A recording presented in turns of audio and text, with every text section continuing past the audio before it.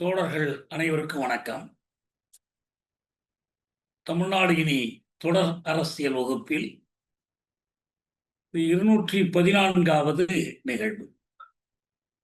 இன்றைக்கு நாம் எடுத்துக்கொண்டிருக்கிற தலைப்பு அம்பேத்கர் பார்வையில் சாதியும் தேசமும் என்பதாகும். நாம் ஏற்கனவே அம்பேத்கர் பார்வையில் சாதியும் வர்க்கமும் என்பது பற்றியும், அதுக்கும் முன்னதாக அம்பேத்கர் பார்வையில் சாதியின் தோற்றம் பற்றியும் பார்த்திருக்கிறோம். உலக அளவில், இந்திய அளவில் சாதியின் தோற்றம், சாதியின் இயங்குமுறை அல்லது பொறிமுறை, சாதியின் வளர்ச்சி, சாதியின் ஒழிப்புக்கான வழிகள், இவை பற்றி ஆய்வு செய்ததிலும் இவற்றுக்கான கோட்பாட்டு செயற்பாட்டு அடிப்படைகளை உருவாக்குவதில் முதல் இடத்தில் இருப்பவர் அண்ணல் அம்பேத்கர். அம்பேத்கர் அவர்களுடைய வாழ்க்கை பெரும்பணியினுடைய சாரம் சாதி குறித்தான ஆய்வும் சாதி ஒழிப்புக்கான உழைப்பும் என்று சொல்லலாம். அந்த முறையில் தான் நாம் அதை விரிவாக பார்க்க. அவருடைய அந்த வாழ்நாளுக்குள் அவர் இது குறித்து ஆற்றிய பணிகள், அந்த பணிகளில் வெளிப்படுகிற சாரமான போக்கு, இதைத்தான் நாம் தொடர்ச்சியா பார்த்துக்கிறோம். அப்ப 1916 கொலம்பியா பல்கலைக்கழக ஆய்வுரை தொடங்கி, அதாவது 26 வயதுல தொடங்கி, சாதி ஒழிப்பு பற்றி 1936 அவர் எழுதி வாசிக்கப்படாத அந்த கட்டுரை, இதை தவிர அவருடைய சாதி ஒழிப்புக்கான பல்வேறு பணிகள், இது எல்லாத்தையும் நம்ம பார்த்திருக்கோம். ஆனால் ஒரு தமிழ் தேசிய நிலைப்பாட்டிலிருந்து இதை அணுகணும் என்று சொன்னால், அம்பேத்கர் இந்த தேசம் தேசியம் பற்றி கொண்டிருந்த கருத்துக்களை தெளிவாக தெரிந்து கொள்ளணும். ஏன்னா அம்பேத்கர் ஒரு உயிர்ப்புள்ள அறிவாளர், பேரறிவாளர் என்ற சொல் அவருக்கு பொருந்தும். அவருடைய பல்வேறு கருத்து கூறுகளுக்கும் இடையில் ஓர் இயங்கியல் உறவு தொடர்பு இருந்தது. அதை ஆனந்த் டெல்டும்டே போன்றவர்கள் விரிவாக ஆய்வு செய்து நமக்கு முன்வைத்திருக்கிறார். இந்த ஏதாவது ஒரு தலைவர் பேரை போட்டு இவருடைய பொன்மொழிகள் என்கிற மாதிரி அம்பேத்கருடைய பொன்மொழிகள் என்று சொல்வதல்ல அம்பேத்கரின் கொள்கை என்பது. அப்படி இப்படி சிதறலா, உதிரியா, இது பாருங்க, இது ஒரு வைரம், இது ஒரு மாணிக்கம், இது ஒரு முத்துப்பொருள் என்று காட்டுவதற்கல்ல அம்பேத்கருடைய சிந்தனை. இந்த சிந்தனைகள் ஒரு கருத்து அமைப்பின் கூறுகள், ஒரு சிஸ்டம், அவர்கிட்ட ஒரு சிஸ்டம் ஆஃப் வியூஸ் இருந்துச்சு. அந்த சிஸ்டம் ஒரு முழுமை நோக்கி நகர்ந்து கொண்டிருந்தது. முழுமை அடைந்ததா இல்லையாங்கிறது நம்ம இனிதான் பார்க்கணும். அது ஒரு முழுமை நோக்கி நகர்ந்து கொண்டிருந்தது. அப்ப அவர் எப்படி சாதியின் தோற்றம் குறித்தும் சாதியினுடைய சாரமான அமைப்பு குறித்தும் அதற்கும் இந்துத்துவம் எனப்படுகிற பார்ப்பனியத்துக்கும் இடையில் இருக்கிற உறவு குறித்தும், சமூக கொடுமைகளை ஒழிப்பதுதான் விடுதலைக்கான முதல் தேவை என்பது குறித்தும் சொன்னதெல்லாம் நாம் ஏற்கனவே பார்த்தோம். இப்ப இந்தியாவை பொறுத்த வரைக்கும், தமிழ்நாட்டை பொறுத்த வரைக்கும், அம்பேத்கர் பெயரோடு பெரிதும் இணைத்து பேசப்படுவது இந்திய அரசமைப்பு சட்டம். நம்ம மாணவர்களுக்கு,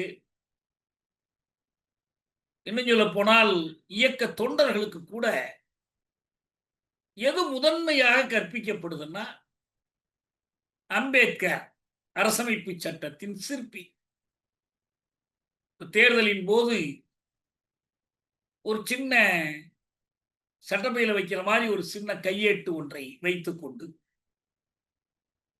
கான்ஸ்டிடியூஷன் இதுதான் இந்திய அரசமைப்பு சட்டம் என்று ராகுல் காந்தி எல்லாம் தேர்தல் பரப்புரையில் அதை பயன்படுத்துகிறார். அதுக்கான இந்தி பெயர் சம்விதான்.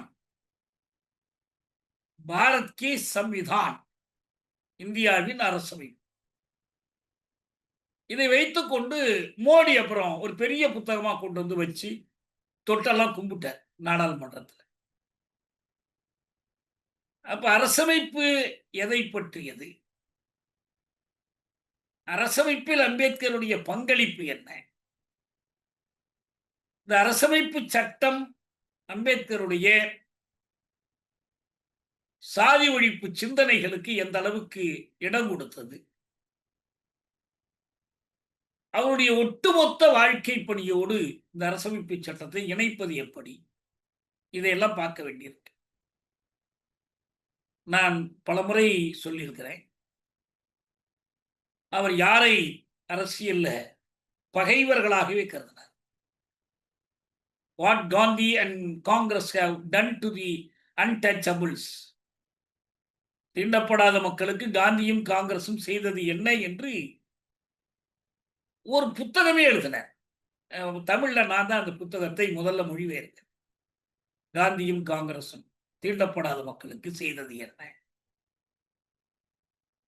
அவர்கள் அந்த மக்களுக்கு எதிராக செயல்பட்டு இருக்கிறாங்க, அந்த மக்களுக்கு ஆதரவா செயல்படல. இந்திய ஆளும் வகுப்பாகிய பார்ப்பனர்களுக்கு சேவை புரிந்திருக்கிறார்கள் என்றே அதுல அவர் குற்றச்சாட்டு. ஆனால் அதே காந்தி தான் நேருவையும் அழைத்துக் கொண்டு அம்பேத்கரை போய் பார்த்து, இந்திய அரசமைப்பை நீங்கள் தான் வரைய வேண்டும் என்று அழைத்தார். வரைவுக் குழுவினுடைய உறுப்பினராக கூட அல்ல, வரைவுக் குழுவின் தலைவராகவே அவரை ஏற்றுக்கொண்டார். அம்பேத்கர் ஒருவர், அப்புறம் இவரை தவிர ஒரு இஸ்லாமியர் இருந்தார். மற்றவர்கள் எல்லாம் இந்த குழுவில் பார்ப்பனர்கள் தான் இடம் பெற்றார்கள். இதை தவிர காங்கிரஸ்லயும் ஜவஹர்லால் நேரு, பட்டாபி சீதாராம் ஐயா, வல்லபாய் பட்டேல், ராஜேந்திர பிரசாத் இவங்கெல்லாம் இருந்து அந்த அரசமைப்பில் என்னென்ன இருக்கணும் இருக்கக்கூடாதுன்னு பேசினாங்க. அம்பேத்கர் தான் அதுக்காக பெரும் உழைப்பை செலுத்தியவர். அது மட்டுமல்லாது அந்த அரசமைப்பு சட்டத்தை இயற்றி முடித்து அதனுடைய வரைவை முன்வைத்து அரசமைப்பு பேரவையில் 1949 நவம்பர் 25 அல்லது டிசம்பர் 25, ஆமா, டிசம்பர் 25 அவர் உரையாற்றார். அந்த உரையில் அவர் என்ன முன்வைக்கிறாருங்கிறது நமக்கு ரொம்ப முக்கியமானது. ஏன்னா, சாதி ஒழிப்பை நோக்கமாக கொண்டவர். அதற்காக மன்னிக்கணும், நவம்பர் 26, நவம்பர் 25, நவம்பர் 26 தான் இறுதியா அதுக்கு ஓட்டெடுப்பு நடக்குது. ஆனா நவம்பர் 25 அவருடைய அந்த அரசமைப்பு பேரவையில் அவருடைய இறுதி உரை இடம்பெறும். அந்த உரையில் இந்த அரசமைப்புக்கும் சாதிக்குமான உறவு, இது சாதி ஒழித்து விட்டதா? நாங்கள் ஒரு அரசமைப்பு பேரவையில் ஒரு சட்டத்தை அரும்பாடுபட்டு உருவாக்கி இருக்கிறோம், இதன் மூலம் நாங்கள் சாதி ஒழித்து விட்டோம் என்று அவர் கூறிக்கொண்டாரானா? இல்லை. இந்த அரசமைப்பு சட்டத்தை வருகிற 50ஆம் ஆண்டு ஜனவரி 26ஆம் நாள் இந்த நாடு ஏற்று செயலாக்க தொடங்க போகுது. அதான் குடியரசாக அறிவிக்கப்படுது. அப்படி அறிவிக்கப்படுகிற போது நாம் முரண்பாடுகள் நிறைந்த ஒரு காலத்திற்குள் நுழைகிறோம். We are entering an era of contradictions. அப்படிதான் சொல்லி ஆரம்பிக்கிறார். அப்புறம் அந்த முரண்பாடுகள் என்ன என்பதை எல்லாம் விளக்கிறார். இதெல்லாம் பல முறை நாம இந்த வகுப்புகள்ல நாம் பேசியிருக்கிறோம். அந்த உரையெல்லாம் படிச்சே காட்டியிருக்கிறோம். ஆனா இப்போ ஒரு செய்தி மட்டும் எடுத்து என்னன்னா, இந்திய தேசம் என்று இன்றைக்கு எல்லோரும் சொல்றாங்க. இப்ப நம்ம அண்மையில கூட சுயமரியாதை மாநாட்டினுடைய 100ஆண்டு விழாவில் இந்திய கம்யூனிஸ்ட் கட்சியினுடைய மாநில செயலாளர் தோழர் வீரபாண்டியன் பேசும்போது, நாங்கள் முன்வைத்த தேசிய ஜனநாயகத்தை பெரியார் ஏற்றுக்கொண்டார் என்று பேசினார். அந்த தேசியம் என்ற சொல், தேசம் என்ற சொல், தேசப்பற்று என்ற சொல், தேசபக்தி என்ற சொல், இது ஆளுவகுப்பு கட்சிகளால் மீண்டும் மீண்டும் கையாளப்படும். இப்ப நம்ம எச் ராஜா சொல்ற மாதிரி ஆன்டி நேஷனல் அப்படின்னு பேசுவோம். தேச துரோகிகள், தேச விரோதிகள். அப்ப இந்த கான்ஸ்டிடியூஷன் ஒரு தேசத்தை உருவாக்கி இருக்கிறதா? அப்படி தேசத்தை உருவாக்கி இருக்குமானால் அம்பேத்கர் அது பற்றி என்ன சொல்றார்? மிக முக்கியமான செய்தியே என்னன்னா, அம்பேத்கர் சொல்றாரு, நாம் ஒரு தேசம் அல்ல. இந்திய அரசமைப்பு பேரவையில் அம்பேத்கர் சொல்லக்கூடிய அந்த இறுதி உரையில் சொல்லுகிற மிக முக்கியமான பகுதி தேசம் என்பது பற்றி, நாம் இப்போதும் ஒரு தேசம் அல்ல, நாம் தேசம் ஆக வேண்டும். அதுக்கு என்ன செய்யணும்? இதுதான் அவர் வலியுறுத்துகிற மிக முக்கியமான இந்த பேரவை உரையை, அம்பேத்கருடைய அந்த நவம்பர் 25 உரையை பலர் ஆய்வு செய்திருக்காங்க. அதை பற்றி நிறைய ஆய்வு கட்டுரைகள் வந்து கிடக்கு. இந்த ஆய்வு கட்டுரைகளில் எதிலும் தேசம் அல்ல, we are not a nation. தேசம்னா தான் ஒரு அரசு இருக்கு, எல்லை இருக்கு, வடக்கு எல்லை, தெற்கு எல்லை இருக்கு, நாடாளுமன்றம் இருக்கு. இல்ல, அம்பேத்கர் சொல்றாரு, அப்படி தேசம் என்பதாக நாம் உருவாக வேண்டுமானால் இந்த தேசத்து குடிமக்கள் சகோதரர்களாக இருக்க வேண்டும்.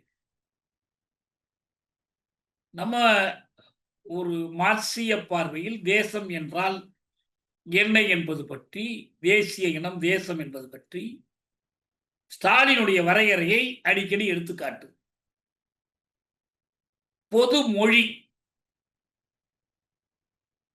பொதுவான ஆட்சி புலம், ஒரு நிலப்பரப்பு எல்லாருக்கும். ஏன்னா நீங்க மொழி பேசுறதா இருந்தாலும், ஒரு பண்பாட்டை கடைபிடிக்கிறதா இருந்தாலும், அதுக்கு ஒரு நிலம் வேணும். பறந்து கொண்டே இதை செய்ய முடியாது. மூன்றாவதாக, நாம் எல்லோரும் ஒன்று, ஒருதாய் மக்கள் நாம் என்போம், நாம் எல்லோரும் உடன்பிறவாத சகோதரர்கள் என்று சொல்லுவதற்கான ஒரு பண்பாடு வேண்டும், விழுமியங்கள் வேண்டும். நாம் என்ற உணர்வு, நாம் எல்லாம் இந்தியர்கள்னோ, நாம் எல்லாம் இந்துக்கள்னோ, நாம் எல்லாம் வங்காளிகள்னோ, நாம் எல்லாம் தமிழர்கள்னோ, எதுவா வேண்டுமானாலும் இருக்கலாம். நான் தேசியத்தின் உரையாடல் புத்தகத்தில் இதை பற்றி விரிவாக எடுத்து எழுதியிருக்கிறேன். தேசியம்னா என்ன, தேசம்னா என்ன. அப்புறம் ஒரு பொருளியல் வாழ்வு, சந்தையில் போய் கொடுக்கல் வாங்கல் நிகழும். பொருளியல் பிணைப்பு வேணும். இதெல்லாம் இருந்தாதான் தேசத்தை உருவாக்க. இந்த முதல் கூறு நம்ம தேசிய உணர்வாளர்களால் அதிகம் வலியுறுத்தப்படுது. இது எப்படி இப்ப அம்பேத்கர் மராத்தியராச்சே. அவருக்கு எத்தனையோ நல்லது செஞ்சிருக்கலாம். ஆனா, அவர் தேசியத்துல அவர போய் எப்படி சம்மந்தப்படுத்த முடியும்? அவர் வேற மொழிக்காரராச்சே. ஆனால், மொழி என்கிற அந்த ஒற்றை கூறு ஒரு தேசத்தை உருவாக்குவதில்லை. ஒரு மொழி பேசுறதுனாலயே எல்லாரும் இப்ப அரபு நாடுகள்ல 20க்கு மேற்பட்ட தேசங்கள் இருக்கு. அவங்க எல்லாம் ஒரு மொழி பேசுறவங்க ஒரே தேசம் ஆயிடல. இப்ப மேற்கு வங்கத்துல இருக்கிறவங்க ஒரு மொழி பேசுற அதே மொழி தான் வங்க தேசத்துல பேசுறாங்க. மேற்கு பஞ்சாப் அங்க இந்தியாவே அதுல ஒரு பகுதியில மேற்கு கிழக்கு பஞ்சாப். அங்க வேற 2ம் ஒரு தேசம்னு இந்திய அரசோ மற்றவங்களோ ஒத்துக்கிறது இல்ல. 2யும் பிரிச்சு வச்சிருக்கிறார். சரியா தப்பாங்கிறது அப்புறம். ஆனால் இதை கடந்த ஒரு அந்த 3வது கூறு இருக்கு பாருங்க. ஒரு பண்பு, பொது பண்பு, பண்பாடு வேண்டும் என்ற கூறு. அது எப்ப வரும்? இதைத்தான் அம்பேத்கர் அழுத்தம் கொடுத்து பேசுறார். இப்ப நம்ம சொல்ற அர்த்தத்துல இந்தியா ஒரே மொழி பேசு அது வேறு சில இடங்கள்ல சொல்றார். மொழி வழி மாநிலங்கள் அமையணும். ஒரு மொழிக்கு ஒரு மாநிலம் வேண்டும் என்ற கருத்தை வலியுறுத்துகிற போது, ஐரோப்பாவை இத வேற ஒரு வகுப்புல விரிவா பேசியிருக்கேன். ஒரு எடுத்துக்காட்டி ஐரோப்பாவை எடுத்துக்காட்டி, இந்த மொழி வழி நாடுகள் எப்படி மக்களை ஒன்றுபடுத்துவதற்கு, அவங்களுடைய ஆற்றலை செலுத்துவதற்கு ஒரு துடிப்பு மிக்க ஒரு தேசத்தை உருவாக்குவதற்கு அவசியம் என்றெல்லாம் பேசுவார். அது ஒரு இடம் மொழி. ஆனா இந்த உரையிலும் சரி, வேறு பல இடங்களிலும் அவர் வலியுறுத்துகிற ஒரு செய்தி என்னன்னா, இந்திய மக்கள் எல்லோரும் சேர்ந்து ஒரு தேசம் ஆக மாட்டார்கள்.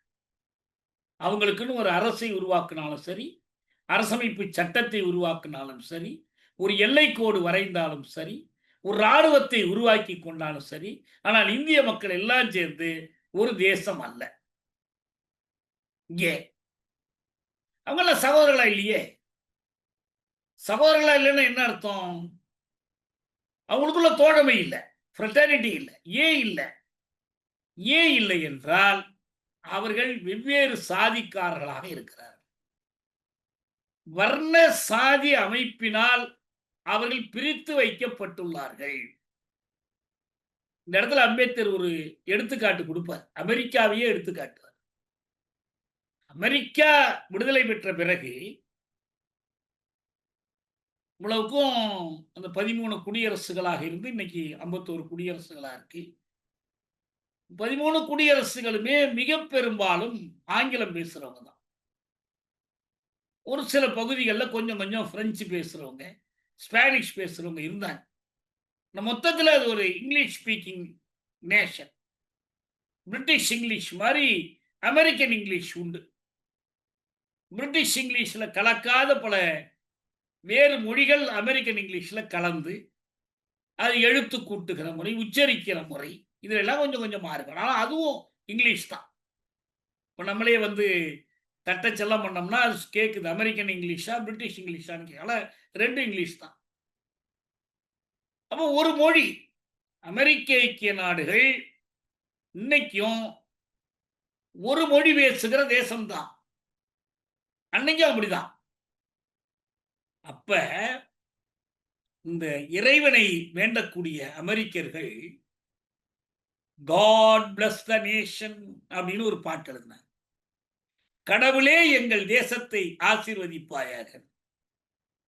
உடனே மற்றவங்க சொன்னாங்க, காட் பிளஸ் அமெரிக்கான்னு வேணா எழுதிக்க, ஆனா காட் பிளஸ் அவர் நேஷன் எழுதாத. ஏன்னா we are not a nation. நாம் ஒரு தேசம் அல்ல. என்னையா கருப்பர்களை அடிமைகளா நடத்தி கொண்டு கருப்பர்களுக்கு எதிராக நிறப்பாகுபாட்டை கடைபிடித்துக் கொண்டு நீ எப்படி நாம் எல்லாம் ஒரு தேசம்னு சொல்லுவேன்? இவ்வளவுக்கும் அந்த கருப்பர்களும் ஆங்கிலம் பேசுறவங்க தான். அவங்க வேற மொழி பேசுறவங்க இல்ல.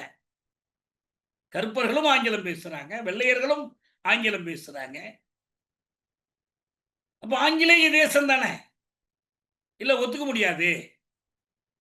நிற வேற்றுமை இருக்கும் வரைக்கும்,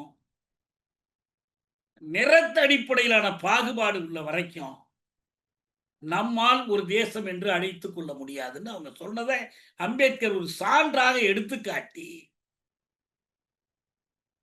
மனிதர்களில் ஒரு பகுதியினரை விலங்குகளைப் போல் நடத்திக் கொண்டு, தீண்டாமையை கடைபிடித்துக் கொண்டு, அவர்களை சமூகத்திலும் ஊரிலும் ஒதுக்கி வைத்து, சாதி கட்டவர்களாக வைத்துக் கொண்டு, நீ எப்படி இந்தியாவை தேசம்னு சொல்ல முடியும் அப்படின்ட்டு. அப்ப என்ன பண்ணலாம் சொன்னாரு. நாம இவ்வளவு பாடுபட்டு ஒரு அதிகார கைமாற்றம் விடுதலை வாங்கியிருக்கிறோம். எனவே நம்மை ஒரு தேசம் ஆக்கி கொள்ளுவோம். அதுக்கான முயற்சி எடுப்போம். அந்த முயற்சி என்னன்னா, அதுதான் சாதிகளை ஒழித்தல். சாதியை ஒழிப்பதன் மூலம் நம்ம என்ன பண்ணலாம்னா, ஒரு தேசமாக மாறலாம், ஒரு தேசமாக மலரலாம். தேசமா மலரணும்னா முதல்ல எதை ஒத்துக்கணும்னா, இப்ப நாம் ஒரு தேசம் இல்லை என்பதை ஒத்துக்கொள்ள வேண்டும். இப்ப நாம் தேசம் இல்லைன்னு ஒத்துக்கிட்டாதான் நீங்க என்ன பண்ணுவீங்க, ஒரு தேசமா மாறுகிற முயற்சி செய்வீங்க. தற்குறி தன்னை தற்குறின்னு ஒத்துக்கிட்டாதான் அவன் எழுத படிக்கவே கத்துக்குவான். இல்ல இல்ல நான் ஏற்கனவே பட்டதாரின்னு நினைச்சுக்கிட்டு இருந்தான்னா, அவன் எப்படி தற்குறித்தனத்தை போக்கிக் கொள்வான்? ஒரு ஏழை பணக்காரன் ஆகணும்னா, நான் ஏழைன்னு அவன் முதல்ல ஒத்துக்கணும். அவன் மனசுல தைக்கணும். நான் சோத்துக்கு இல்லாதவன். அவன் கனவு கண்டுகிட்டே இருந்தான்னா, நான் வந்து ஒரு பெரிய விருந்து சாப்பிடுறேன், பங்களால வசிக்கிறேன். அது எப்படி ஆகும்? இதுதாங்க முக்கியமான செய்தி. அப்ப அம்பேத்கர் ஒரு ஒரு வாக்கியம் சொல்றார். அது என்ன வாக்கியம்? Cost is anti national. சாதி என்பது தேசத்துக்கு விரோதமானது. சாதி என்பது தேசத்துக்கே விரோதம். தேசமாக உருப்பெறுவதற்கு அது தடை. இந்திய தேசம் வேணுமா? வேணும். எப்ப வேணும்? சாதி என்கிற தடையை அகற்றினால் அந்த இந்திய தேசமாக நாம் உருப்பெறும். தேசத்துக்கும் சாதிக்குமான உறவு பற்றிய அம்பேத்கர் சிந்தனையின் சாரம் இதுதான். அம்பேத்கர் சொன்னாரு, எஸ் கான்ஸ்டிடியூஷன் நம்ம உருவாக்கிட்டோம். ஒரு பெரிய கான்ஸ்டிடியூஷன், நீண்ட கான்ஸ்டிடியூஷன், நீண்ட நேரம் எடுத்துக்கிட்டோம், நீண்ட உழைப்பு. 395 விதிகள் இருக்கு, பிரியாம்பிள் இருக்கு. ஏன்னா பிரியாம்பிள்லயே இந்த பிரச்சனை வந்துச்சு. பிரியாம்பிள்ங்கிறது அப்ஜெக்டிவ்ஸ் ரெசல்யூஷன், குறிக்கோள் தீர்மானம் என்று நேரு எழுதினார் அந்த தீர்மானத்தை. அந்த தீர்மானத்துல முதல் தொடக்கமே அந்த people of India, we the people of India. சில பேர் கேட்டாங்க, என்ன அம்பேத்கர் நேஷன், தேசம், தேச தந்தை நமக்கு இருக்கிறாரு, தேச கொடி இருக்கு, தேசிய கீதம் இருக்கு, தேசம் என்ற உணர்வோடு ஏராளமானோர் உயிர் தியாகம் செய்திருக்கிறாங்க. ஆனா கான்ஸ்டிடியூஷனை போய் தேசம்னு தொடங்கக்கூடாதா? ஏன் people of India, we the nation of India என்றுதானே ஆரம்பிக்கணும்? அம்பேத்கர் சொன்னார், முடியாது. India is not a nation. There is no religion called Hindu and no nation called India. இது அம்பேத்கருடைய வாசகம். இந்து என்ற ஒரு மதமும் இல்லை, இந்தியா என்ற ஒரு தேசமும் இல்லை. முகப்புரை பற்றி நடந்த விவாதங்கள்ல சுவாரஸ்யமான சில விவாதங்கள் உண்டு. ஒண்ணு, முகப்புரையில கடவுள் பேர் வரணும்னு கேட்டாங்க ஒரு சிலர். காடுன்னு சொல்லணும். அப்ப மத்தவங்க சொன்னாங்க, இல்லப்பா காடுன்னா எந்த காடுன்னு ஒரு பிரச்சனை வந்துரும். அதுவும் நீங்க கிறிஸ்தவங்கள விட்டுருங்க, இஸ்லாமியர விட்டுருங்க, அல்லாஹ்வ சொல்ல வேணாம், கர்த்தர சொல்ல வேணாம், இயேசு கிறிஸ்துவ சொல்ல வேணாம். இந்து கடவுள்னாலே எந்த கடவுளு? ஆனானப்பட்ட காந்திக்கே பிரச்சனை வந்துருச்சுல்ல. தாழ்த்தப்பட்ட மக்களை, தீண்டப்படாத மக்களை கடவுளின் குழந்தைகள் என்று அழைத்து பெருமைப்படுத்தணும்னு அவர் ஆசைப்பட்டார். சரிங்க, வைங்க பேரு. ஹரிஜன்னு வச்சார். ஹரின்னா அது விஷ்ணுவை தானே குறிக்கும். ஹரஜன்னு வைக்க வேண்டியதானே. ஹரன் தானே சிவன். அதெல்லாம் முடியாது, ஹரிஜன் தான் வைப்பான்னாரு. ஏன்னா அவர் வைணவர். அப்ப கான்ஸ்டிடியூஷன்ல போய் கடவுள்னு எழுதுனா அந்த கடவுள் விஷ்ணுவா அல்லது சிவனா, ராமனா, முருகனா, அந்த பிரச்சனை வந்துரும். எனவே ஓட்டெடுப்புக்கு விட்டாங்க. அரசமைப்பு பேரவையில ஓட்டெடுப்புக்கு விட்டாங்க. முகப்புரை அநேகமா அந்த வரைவு இந்த இதுல நினைக்கிறேன். அதுக்குன்னு ஒரு காங்கிரஸ் குழு வச்சிருந்தாங்க. ஒரு 70, 72 பேர் கொண்டது. கடவுளுக்கு எதிராக 64 ஓட்டு கிடைச்சுச்சு. கடவுளுக்கு ஆதரவா 42 ஓட்டு தான் கிடைச்சுச்சு. வேண்டாம்னு விட்டாங்க கடவுள. அப்புறம் காந்தி பேரை கொண்டுட்டு வரணும் கான்ஸ்டிடியூஷன்ல. பிரியாம்பிள்லன்னாங்க. அப்புறம் அதையும் கைவிட்டாங்க. நல்ல வேளை காந்தியும் வரல, கடவுளும் வரல. நோட்ல மட்டும் தான் காந்தி இருக்கிறார். இந்த முகப்புரை நோட்ல இல்ல அவர் பேர். விட்டாச்சு.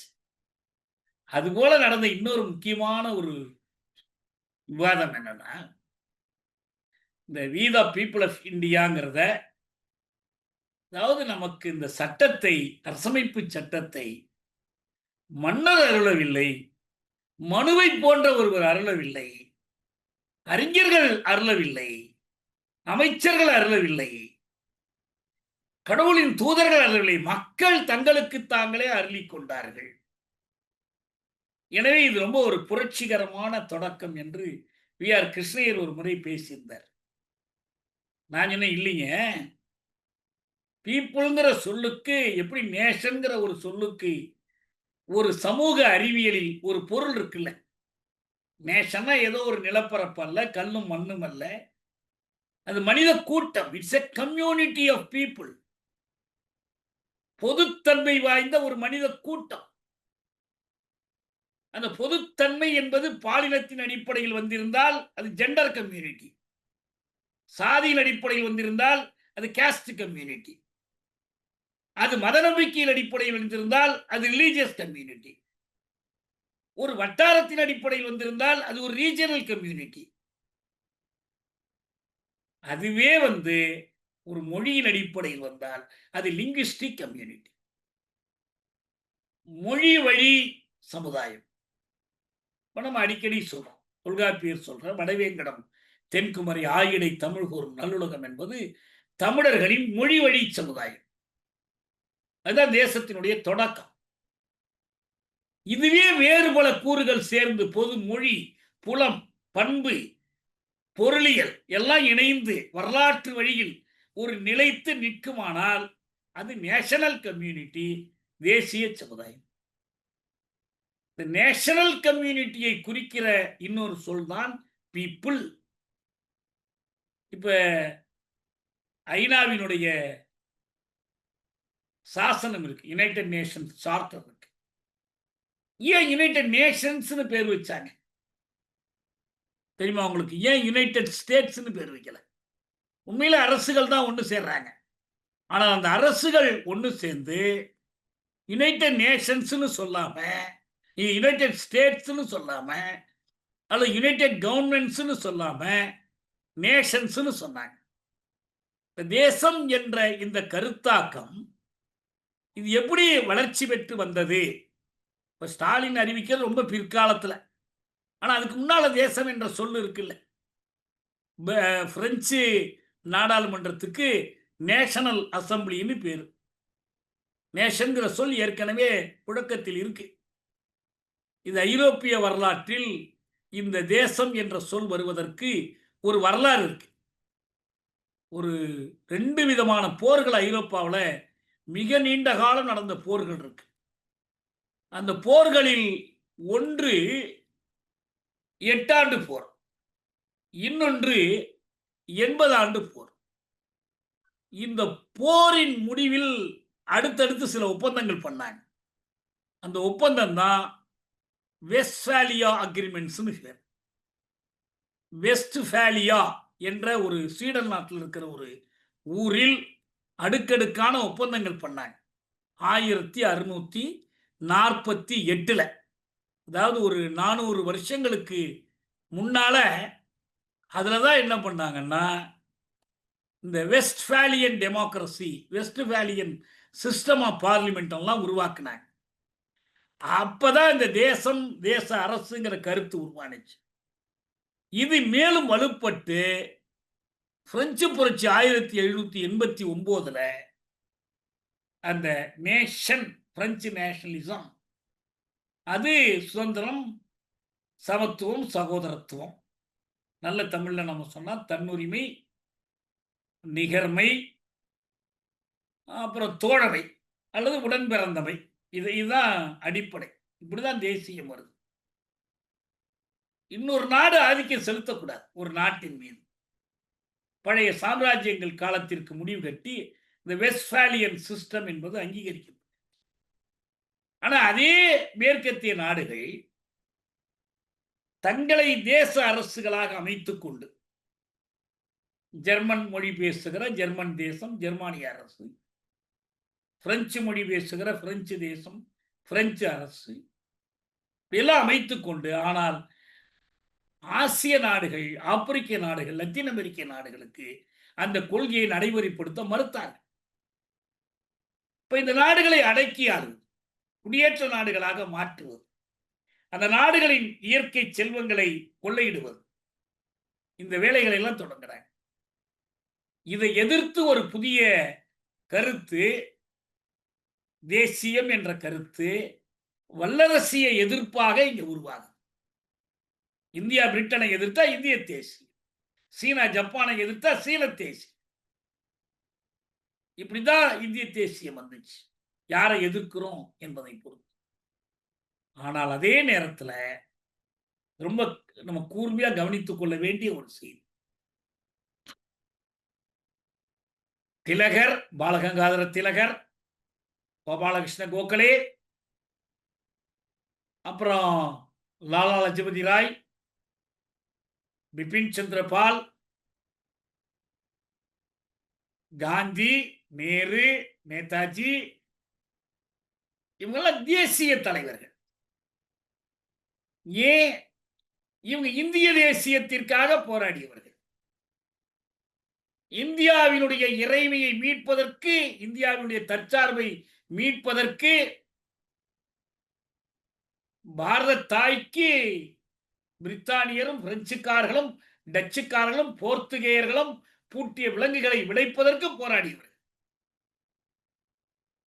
அப்ப இந்த போராட்டத்தில் பங்கு பெறாம வேறொரு போராட்டத்தை நடத்தி கொண்டிருந்த சில தலைவர்கள் இருந்தார்.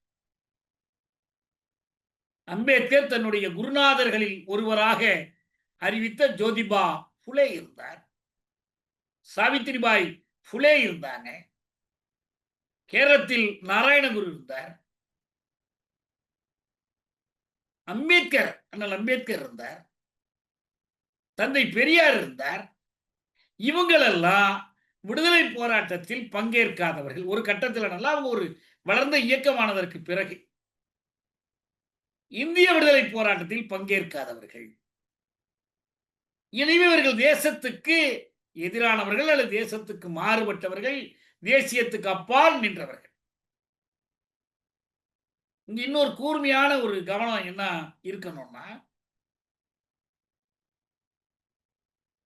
இந்த நேரு காந்தி அல்ல திலகர் காந்தி நேரு சோசியலிசத்திற்கு தேசியத்திற்கு மாறுபட்ட இன்னொரு கூட்டம் இருந்துச்சு, இந்து மகாசபை. அதுக்கு பிறகு ஆர்எஸ்எஸ். அவங்க பிரிட்டனை எதிர்த்து விடுதலைக்காக போராடல. அவங்க இந்த காந்தி, நேரு தேசியத்தை ஏற்றுக்கொள்ளல. அப்ப 3 பிரிவா வந்துடுறாங்க. அயலாதிக்கத்துக்கு எதிரா விடுதலைக்காக, தேச மீட்சிக்காக போராடிய ஒரு தலைமை. பெரும்பாலும் அது காங்கிரசினுடைய அந்த சீர்திருத்தவாத தலைமை. இன்னொன்னு, இந்த சமுதாயத்திற்கு இந்த விடுதலை இல்ல, நமக்கு வேண்டியது வந்து பண்பாட்டு மறுமலர்ச்சி, ராஷ்டிரம் வேண்டும். அந்த ராஷ்டிரம் இந்து ராஷ்டிரமாக இருக்கணும். இந்த சமுதாயத்தினுடைய பழமைகளை பாதுகாக்கணும்.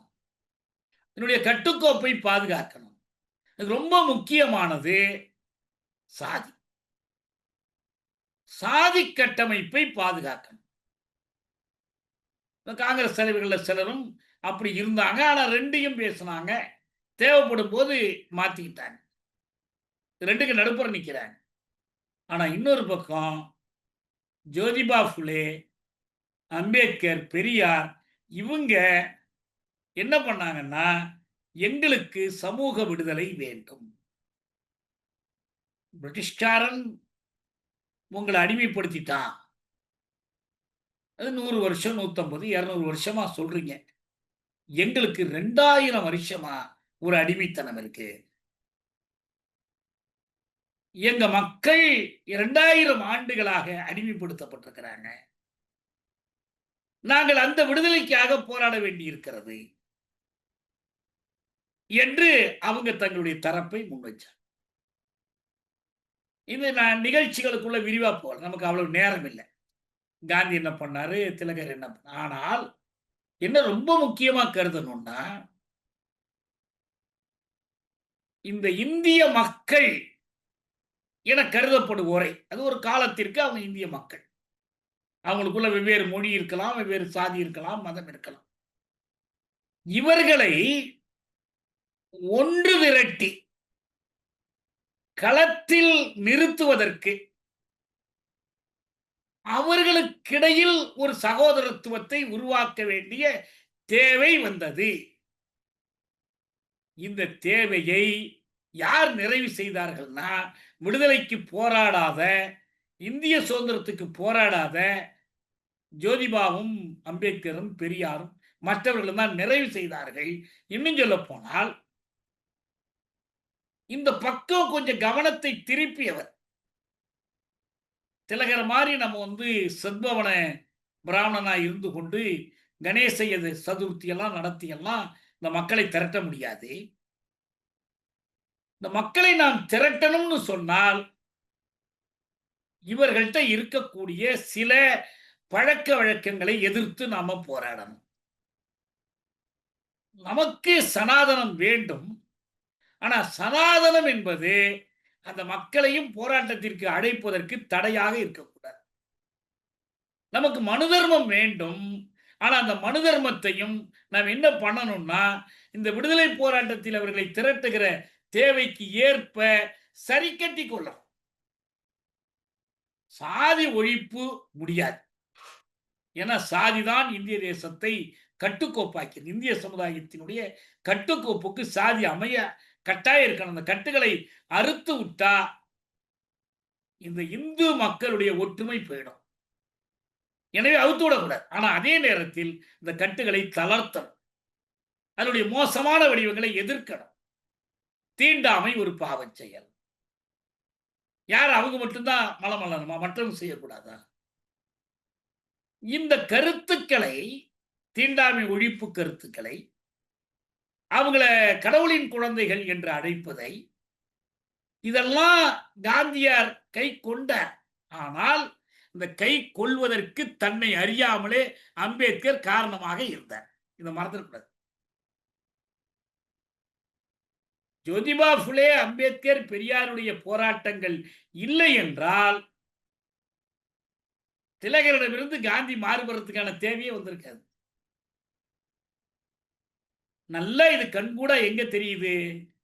வட்டமேஜை மாநாட்டில் நடந்த விவாதம், பிறகு புனே ஒப்பந்தம், பிரித்தானிய பிரதமருடைய வகுப்புரிமை தீர்ப்புக்கு மாறாக நீங்கள் தாழ்த்தப்பட்டவர்களை தனியா பிரிக்கக்கூடாது. அவர்களுக்கு உரிமை கொடுக்கும். முஸ்லீம் கொடுத்துங்க, அவங்க எங்க மதம் இல்ல. கிறிஸ்தவர்களுக்கு கொடுத்துங்க, ஆங்கிலோ இந்தியர்களுக்கு கொடுத்துங்க. ஆனால் இந்த ஹரிஜனங்களுக்கு கொடுப்பதை நான் ஒத்துக்கொள்ள மாட்டேன். அப்படி ஒத்துக்கொண்டால் இந்து மதத்தினுடைய கட்டுக்கோப்புப்படி, இந்து மதத்தினுடைய கட்டுக்கோப்பு போயிடுச்சுன்னா இந்தியர் ஒற்றுமை என்ற கருத்தும் போய்விடும். இதுதான் அம்பேத்கருக்கும் பெரியாருக்கும் ஏற்பட்ட கடுமையான போராட்டம். அந்த எரவாடா சிறையில அவர் நடத்தின போராட்டம், பட்டினி போராட்டம். உயிரை கொடுத்தாவது இந்து மதத்தை காப்பேன் என்று அவர் நின்றார். காந்தி, உங்க உயிர் எனக்கு முக்கியம் இல்லை, எங்க மக்களுடைய உரிமைகள் தான் முக்கியம் என்று அவர் முகத்துக்கு நேராக அம்பேத்கர் சொன்னார். நேரா சொன்னார். நீங்க இதுல கடுமையா இருந்தா நானும் இதுல கடுமையா இருப்பேன்னு சொன்னார். நீங்க காந்திக்காக விட்டு கொடுக்காதீங்க, அந்த ஆள் செத்தா செத்து போகட்டும், நீங்க உறுதியா இருங்கன்னு பெரியார் தந்தி கொடுத்தார் அம்பேத்கருக்கு. இந்த போராட்டம் எதை குறிக்குதுன்னா, இந்திய ஒற்றுமை என்பதை இந்திய தேசிய தலைமை புரிந்து கொண்டது இந்து மத ஒற்றுமையாக. அதுக்கும் மேல இந்து முஸ்லீம் ஒற்றுமை, இந்து கிறிஸ்தவர் ஒற்றுமை எல்லாம் இருக்கு. ஆனா ரொம்ப சாரம், அந்த ஒற்றுமை தூணினுடைய மையக்கல் எதுன்னா இந்து ஒற்றுமை. இந்து ஒற்றுமை எந்த அடிப்படையில? சாதி ஒழிப்பின் அடிப்படையில் அல்ல. சாதி அமைப்பை கட்டி காப்பது. வேண்டுமானால் கொஞ்சம் டிங்கரிங் பண்ணலாம், சில சீர்திருத்தங்கள் பண்ணலாம். அப்படிதான் இந்த தனி தொகுதி முறை வருது. தனி தொகுதிகள் எண்ணிக்கை உயர்த்துறாங்க. கூடை ஒப்பந்தம் பற்றி தனியா நம்ம பேசணும். அந்த ஒப்பந்தத்தின் அடிப்படையில் தான் அவருடைய போராட்டம் முடியும். இப்ப இங்க நல்லா புரிஞ்சுக்க வேண்டியது என்னன்னா, ஒரு பக்கம் சாதிகளுடன் கூடிய சாதி அமைப்பை கட்டி காக்கிற ஒரு தேசியம், இந்திய தேசியத்தை காந்தி நேரு முன்வைத்த போது, சாதி ஒழிப்புக்கான தேசியத்தை அம்பேத்கர், அதுவும் தேசியம்தான். இந்து மதத்தை முழுக்க முழுக்க சாதி வெறியோடு கட்டி காக்கிற தேசியம் RSS தேசியம். இந்த 3 தேசியங்களும் அன்றைக்கு களத்தில் நின்றன. அம்பேத்கர் இயன்ற வரைக்கும் இந்த சாதி ஒழிப்பு தேசியம், சாதி மறுப்பு தேசியத்திற்காக நின்றார், போராடினார், முடிஞ்சதை செய்தார். அப்புறம் அரசமைப்பு சட்டத்தில் போயும் வந்தார். அரசமைப்பு சட்டத்தை பற்றிய அம்பேத்கருடைய நிலைப்பாடு பல முறை பேசப்பட்ட ஒன்று, நமக்கு தெரியாது ஒன்றும் கிடையாது. 35ஆம் வருடத்திய இந்திய அரசாங்க சட்டத்திலேயே அவருக்கு ஒரு பங்கு இருந்துச்சு. பிறகு இந்த புதிய அரசமைப்பை எழுதுகிற போது இந்த அரசமைப்பின் பல பகுதிகள் அப்படியே எழுதப்பட்டன. ரொம்ப முக்கியமாக directive principles of state policy, அரசு கொள்கையின் திசை நெறி, அரசு கொள்கையின் திசை நெறிகள், இது இந்த கான்ஸ்டிடியூஷன்ல சேர்க்கப்பட்டது அம்பேத்கரால் மட்டுமே. அவருடைய முயற்சியில் தான் அது எழுதப்பட்டது, இதுல சேர்க்கப்பட்டது. என்னையா பிரயோஜனம் இதுல? நீங்க பாட்டுக்க சொத்து குவிப்பை தடுக்கணும்னு எழுதுறீங்க, நீங்க இயற்கை சூழலை பாதுகாக்கிறத பத்தி எழுதுறீங்க, எல்லோருக்கும் சம ஊதியம் பற்றி எழுதுறீங்க, கட்டாய இலவச கல்வி பற்றி எழுதுறீங்க. இதெல்லாம் எழுதி வச்சு என்ன பயன்? நீதிமன்றத்தில் போய் வழக்கு போட முடியுமா? செய்யலன்னு ஒரு அரசாங்கத்தை தண்டிக்க முடியுமா? ஒண்ணும் முடியாது, நல்லா தெரியும். ஆனால் இவற்றை நம்முடைய மக்கள் ஒரு புதிய இந்திய தேசத்தை படைப்பதற்கான போராட்டத்தில் கருவிகளாக கை கொள்ள முடியும். கல்வி உரிமைக்காக போராடுகிற போது, சமவேளைக்கு சம ஊதியம் என்பதற்காக போராடுகிற போது, வயிற்றுப்பாட்டுக்குரிய கூலிக்காக போராடுகிற போது, இந்த directive principles of state policy கருவியாகும். ஆக அரசமைப்பு பேரவை எச்சரிக்கிறார், நாட்டை எச்சரிக்கிறார். நாம் அரசியலில் நிகர்மையை சாதித்திருக்கிறோம், ஆளுக்கு ஒரு வாக்கு கொடுத்திருக்கிறோம். ஆனால் பொருளியல் நிகர்மை இல்லை, சமூக நிகர்மை இல்லை. இதனுடைய விளைவாக இந்த ஏற்றத்தாழ்வுகளே நொறுக்கிவிடும். ரொம்ப முக்கியமான ஒரு அம்பேத்கருடைய சிந்தனை. கான்ஸ்டிடியூஷன்ல அது ஒரு விதியாக இடம் பெறல. அம்பேத்கர் விட்டு கொடுத்தவற்றில் அது ஒன்றாக இருக்கலாம், எனக்கு உறுதியா தெரியாது. ஒரு சிலவற்றை விட்டு கொடுத்தார். இப்ப இந்தியா தட் இஸ் பாரத்ங்கும் போது இந்த பாரத்ங்கிறது அம்பேத்கர் விட்டு கொடுத்தார். விட்டு கொடுத்திருக்க வேண்டியில்லை. ஆனா அந்த கான்ஸ்டிடியூஷன் முழுசா நிறைவேறதுக்காக ரொம்ப போராடினார். 2000க்கு மேற்பட்ட திருத்தங்கள் கொண்டு வரப்பட்டு அதையெல்லாம் சந்தித்தார். அதுபோல அதுல விட்டு கொடுத்தார். மத உரிமை பற்றி சொல்லுகிற இடத்துல இந்த மத சுதந்திரம் என்றால் என்ன என்போது right to practise, profess and ப்ரொபகேட்னு எழுதினார் அம்பேத்கர். கடைபிடிப்பதற்கும் காட்டிக்கொள்வதற்கும் பரப்புரை செய்வதற்குமான சுதந்திரம். ஆனா என்ன பண்ணாங்க, இந்த ப்ரொபகேட்டை ஒத்துக்க முடியாது என்று சொல்லி அதை எடுக்கணும்ட்டாங்க. கன்வெர்ட் பண்றதுக்கு இது போயிடும். கன்வர்ஷன், மத மாற்றத்துக்கான உரிமை. ஆனா நீங்க பரப்பிக்கலாம், மதத்தை பரப்பிக்கலாம், மத மறுப்பை பரப்பலாம். ஒரு மதத்துக்கு பதில் இன்னொரு மாறுனதுன்னா அதை தடுக்கணும். அது 10 மாநிலங்கள்ல மதமாற்ற தடை சட்டம் கொண்டு வந்திருக்கான். அகில இந்திய அளவில் பண்ண முடியாம இருக்கிறதுக்கு ஒரு காரணம் இந்த தடை. அதே போல யாரெல்லாம் இந்துக்கள் என்று சொல்லும் போது பௌத்த மதத்துக்கு மாறியவர்களையும் அதில் சேர்த்தது அவர் செய்த ஒரு சந்தோஷம். இதெல்லாம் பண்ணார். ஆனால் ஒரு செய்தியை ரொம்ப முக்கியமா அவர் சொல்றார். என்ன சொல்றாருன்னா, இந்த அரசமைப்பு சட்டம்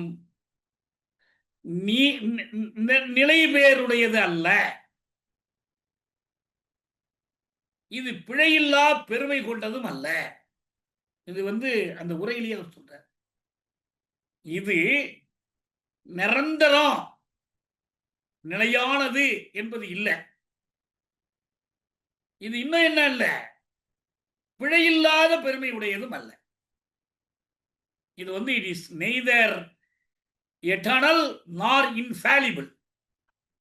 எட்டர்னலும் இல்லை, இன்ஃபாலிபிளும் இல்லை. அப்ப என்ன அர்த்தம்? நீங்க திருத்தீங்க, மாத்தீங்க. அதுக்கு என்ன பண்ணணும்?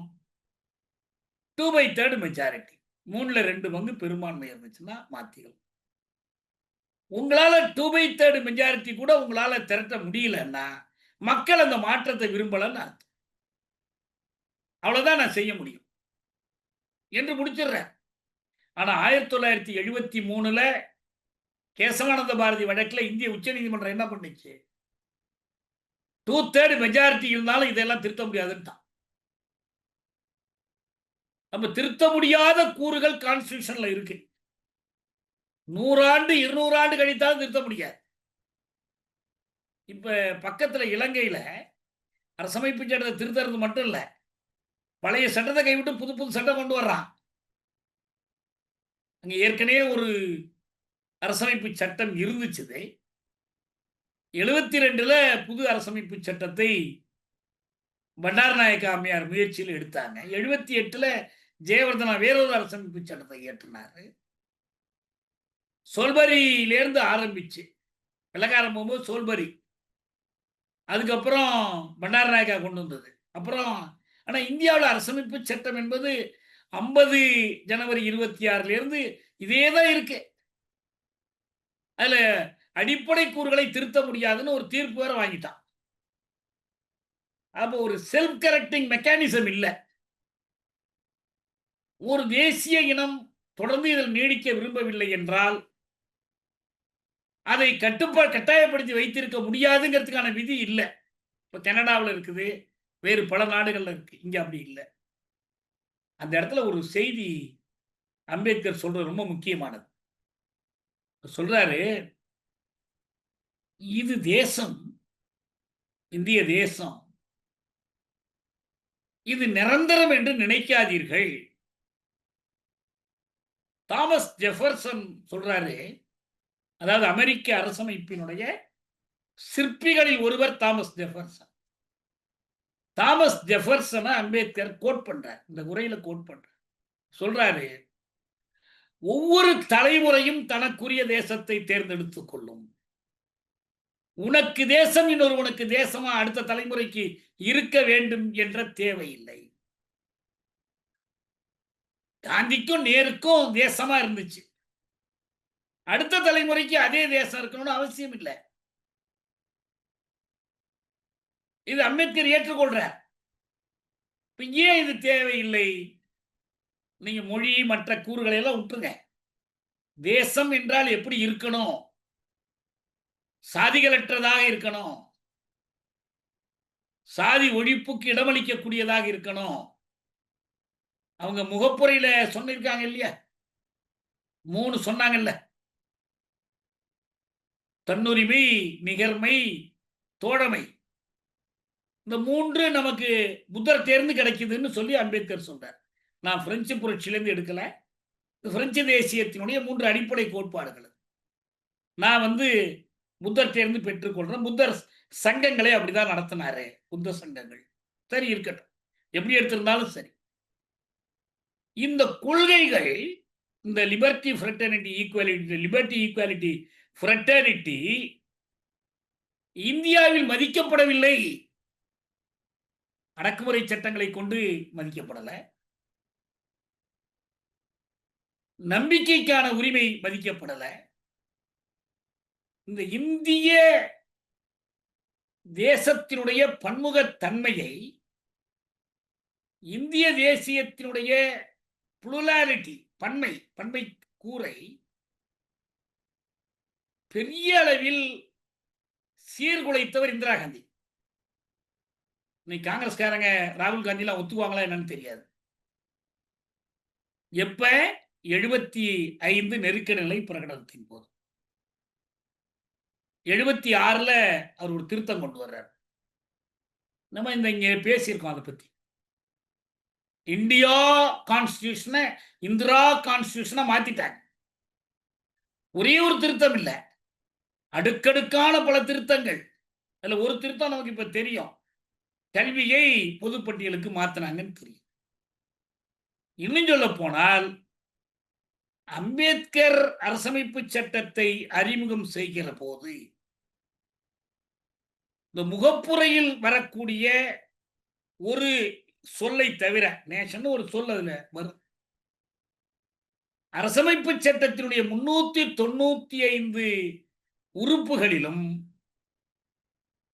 அதனுடைய அட்டவணைகளிலும் எதிலும் தேசம் என்ற சொல்லே கிடையாது.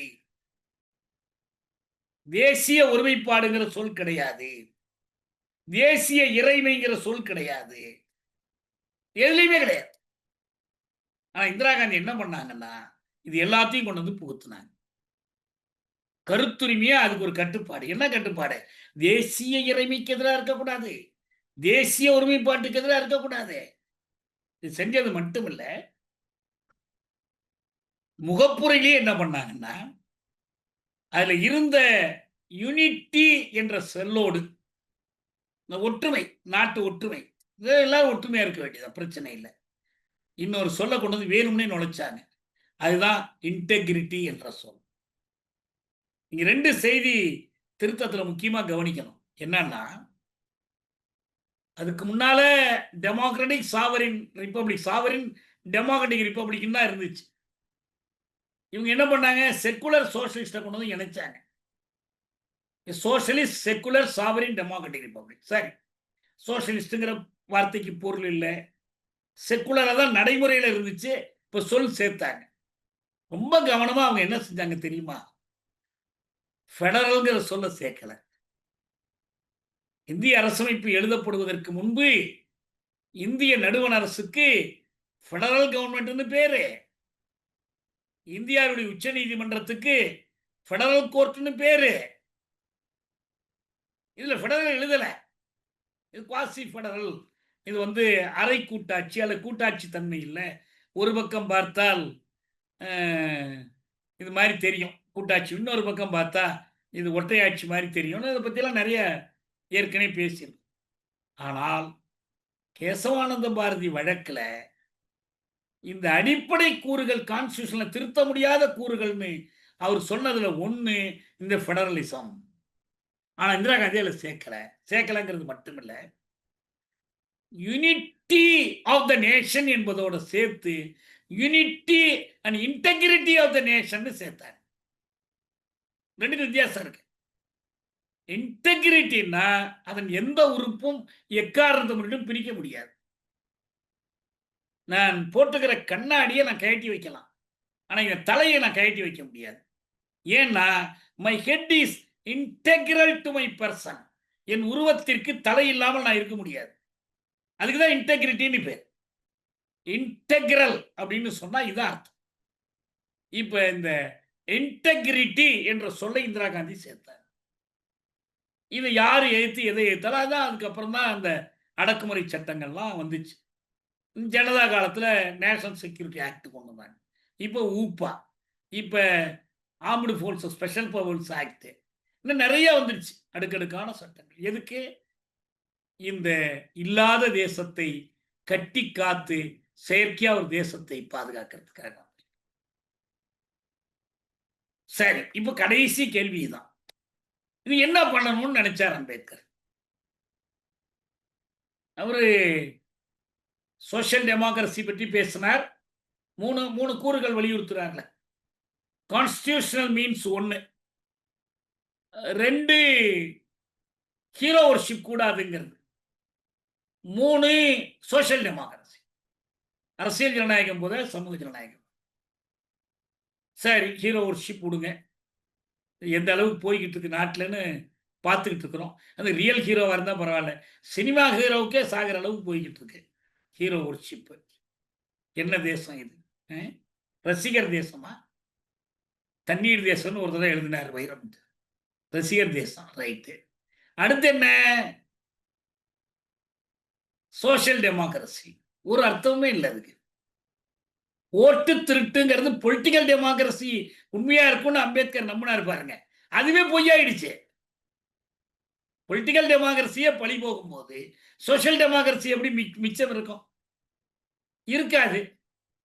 கான்ஸ்டிடியூஷனல் மீன்ஸ், அதுக்கு அம்பேத்கர் விளக்கம் கொடுத்தாரு. கான்ஸ்டியூஷன் ஒன்று இருக்கிற வரைக்கும் அந்த கான்ஸ்டியூஷன் வழியாகவே எல்லாத்தையும் சாதிச்சுக்கிடுங்க. கான்ஸ்டியூஷனே மதிக்கப்படலை, கான்ஸ்டியூஷனுக்குள்ள இதை சாதிக்க முடியாதுன்னா அப்போ கான்ஸ்டியூஷனுக்கு வெளியில தான் போய் போராடியாகணும். அதை அவர் அங்கீகரிச்சார். எல்லாம் சொல்லி கடைசியில் அவரு பதவி விலகினார். அதிகாரம் தான் பெருசு பெருசுங்கிறாங்களே, இந்த அதிகாரம் உண்மையான அதிகாரமா இல்லை, விலகிட்டாரு. அப்புறம் இந்த கான்ஸ்டியூஷன் யாருக்கும் ஒன்றும் பயன்படலை. இது எரிக்கிறதா இருந்தால் நான் தான் முதல் ஆளாக எரிப்பேன்னாரு. அது காரணம் சொன்னாரு. ரைட், இதெல்லாம் ரொம்ப அதிகம் வளர்த்த வேணாம். நான் ரொம்ப கடைசி காலத்தில் 1953 ஒரு முறை, 1955 ஒரு முறை பிபிசிக்கு பேட்டி கொடுக்கிறார். 53 பேட்டியினுடைய எழுத்து மூலமான வாசகம் இருக்கு, 55 பேட்டி வேற ஒரு செய்தி பற்றி. 53 பேட்டி தான் அவருடைய கடைசி கருத்தா எடுத்துக்கணும். இந்திய ஜனநாயகம் எவ்வளவு தூரம் பிழைக்கும், அதுக்கு என்ன வருங்காலம் இருக்குன்னு யார் சொன்னதுன்னு திருப்பி கேட்கிறார். இது பிழைக்குங்கிறத நம்பிக்கை வச்சுட்டார், நம்பிக்கை இழந்துட்டார். ஏன்? வெகுஜனங்களுக்கும் தாழ்த்தப்பட்ட மக்களுக்கும் அனுகூலமான நீதி வழங்கக்கூடிய பார்ப்பன பணியாட்களின் அதிகாரம் இல்லாத, அவர்களை கட்டுப்படுத்தி வைக்கக்கூடிய ஒரு சமத்துவ அடிப்படையிலான புதிய இந்திய தேசத்தை படைப்பதுதான் அவருடைய திட்டம், அவருடைய கடைசி கனவு. அதுக்காக இந்திய குடியரசுக் கட்சி எல்லாம் தொடங்கினார். ஆனால் அதெல்லாம் நடக்காது என்று அவர் நம்பிக்கை இழந்து விட்டார். இது அந்த கடைசி பேட்டியில் காணப்படுது. இந்த நம்பிக்கை இழத்தல் என்பது 395 விதிகள், இந்த 10 அட்டவணைகள், இதுல இழக்கிற நம்பிக்கை இல்லை. ஏன்னா the Constitution of India is the best documented form of the idea of India. India என்ற கருத்தை அதற்கு ஒரு சட்ட வடிவம் கொடுத்து ஆவண வடிவம் கொடுத்த மிகச்சிறந்த ஆவணம் எதுன்னா இந்திய அரசமைப்பு தான். அதுக்கு தலைமை சிற்பி அம்பேத்கர் தான்.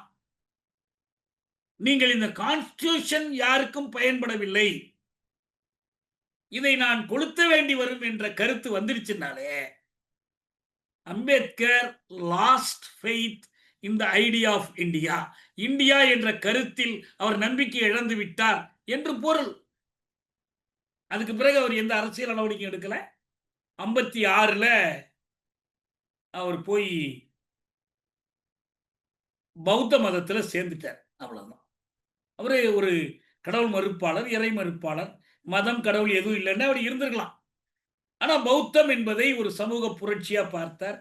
இந்துவா சாகக்கூடாதுன்னு சொல்லி அதை செஞ்சுட்டார். அம்பேத்கருடைய வாழ்க்கை முடிஞ்சு. இப்ப ஒண்ணு தெளிவு, அம்பேத்கர் பெயரால் கான்ஸ்டிடியூஷனை நியாயப்படுத்த முடியாது. இந்த கான்ஸ்டிடியூஷனை நம்மால் திருத்த முடியாது. இந்த மாநில சுயாட்சி பேசுறவங்க யாராவது, அண்மையில் ஒருத்தர் ஆரம்பிச்சிருக்கிறார், மார்க்சிய தமிழ் தேசியங்கிறார். என்ன மார்க்சிய தமிழ் தேசியம்? இந்திய ஒற்றுமைக்கு உட்பட்டு உண்மையான மாநில சுயாட்சி அடைவதுதான் தமிழ் தேசியமா? ஐயா, இந்திய ஒற்றுமை நிபந்தனையா, சுயாட்சி நிபந்தனையா? இந்திய ஒற்றுமை பாதுகாப்பதற்காக சுயாட்சியா, சுயாட்சிக்காக இந்திய ஒற்றுமையா? கலைஞர் வரைக்கும் இதை தானங்க செஞ்சாங்க. நாங்கள் இந்திய ஒற்றுமையை பாதுகாப்பதற்காகத்தான் நாங்கள் சுயாட்சி கேட்கிறோம். நாங்க சுயாட்சிக்கு மாநாடு போட்ட பூரா என்ன சொன்னாங்க? இந்திய அரசை வலுப்படுத்துவதுதான் எங்க நோக்கம். நாங்க ஜி.கே. வாசன் வரைக்கும் சொல்லிட்டார், வலிமையான பாரதம், வளமான தமிழகம். வளமான தமிழகம், வலிமையான நடக்காது, நடக்கவே நடக்காதுன்னு இவ்வளவு தூரம் மெய்ப்பிக்கப்பட்ட பிறகும் ஒரு காணல் நீரை வேட்டையாடுவது போல, மாரீசமானை துரத்தி சென்ற லட்சுமணனை போல இந்திய ஒற்றுமையை துரத்திக்கிட்டே போறீங்களே. அது வெறும் ஒற்றுமை இல்லை, இந்திய ஒருமைப்பாடு. ஒண்ணுதான் இருக்கும், இந்தியாங்கிற ஒரு தேசம் தான் இருக்கும். எனவே நமக்கு கிடைக்கிற படிப்பினை என்ன என்பதனுடைய 56ல அவர் மறைந்தார். அந்த இடத்துல அந்த கேள்விக்கு விடையை பெரியார் கொடுத்தார். அரசமைப்பில் நம்பிக்கை இழந்தார். அந்த அரசமைப்பை பெரியார் எரித்தார். எதற்கு எரித்தார்? சாதி ஒழிப்புக்காக எரித்தார். இந்திய தேசம் இன்ஹெரன்ட்லி காஸ்டிஸ்ட். சாதியை காப்பதுதான் இந்திய அரசமைப்பு, சாதியை காப்பதுதான் இந்திய தேசம். எனவே இந்திய தேசத்தை வைத்துக் கொண்டு சாதியை ஒழிக்க முடியாது. சிறை கூண்டுக்குள்ளேயே உங்களுக்கு விடுதலை வழங்குவதுதான் இது, இந்தியாவுக்குள் சாதியை ஒழிப்பது. இந்த சொல்லுகிற இடத்திற்கு அம்பேத்கர் வந்து சேரல. ஆனா அவருடைய சிந்தனைகளின் திசை வழியை கொண்டு நாம் தான் தேசம் சாதிகளுக்கு விரோதமானது, இந்திய தேசத்துக்கும் விரோதமானது, தமிழ் தேசத்துக்கும் விரோதமானது. இந்திய தேசியம் என்பது ஒரு வரலாற்று கட்டத்தில் தேவைப்பட்டது. அந்த இந்திய தேசியத்திற்கு இந்திய சமூகத்தில் சமத்துவத்தை நிறுவியதன் மூலம், அதற்காக போராடியதன் மூலம் அம்பேத்கரும் பெரியாரும் மற்றவர்களும் வலு சேர்த்தார்கள். இவங்க இல்லைன்னா இந்திய தேசத்தினுடைய அந்த ஒற்றுமையெல்லாம் ஒன்றும் வந்திருக்காது. இந்திய சமூகம் விடுதலைக்கு ஆயத்தமாகியிருக்கு. அப்ப அதற்கு அடுத்து அவங்க எடுத்த முயற்சி இருக்கு பாருங்க, இந்த தேசத்துக்குள்ளேயே சாதி ஒழிச்சிட முடியல. அதனால இன்னைக்கு என்னன்னா, இந்திய தேசம் சாதிக்கு எதிரானது, இது சாதிகள் இந்திய தேசத்துக்கு எதிரானது, அதே சாதிகள் தமிழ் தேசத்துக்கும் எதிரானது. தமிழ் தேசிய விடுதலைக்கான தமிழ் மக்களை அணிதிரட்டல் என்பது சாதி ஒழிப்பின் அடிப்படையில், அதற்கான பொருளியல் அடிப்படையாகிய சமூக நீதியின் அடிப்படையில் தான் எழுப்ப இயலும். இதுதான் நம்ம அம்பேத்கருடைய பார்வையில் சாதியும் தேசமும் என்பது பற்றி தெரிந்து கொள்ள வேண்டிய செய்தி.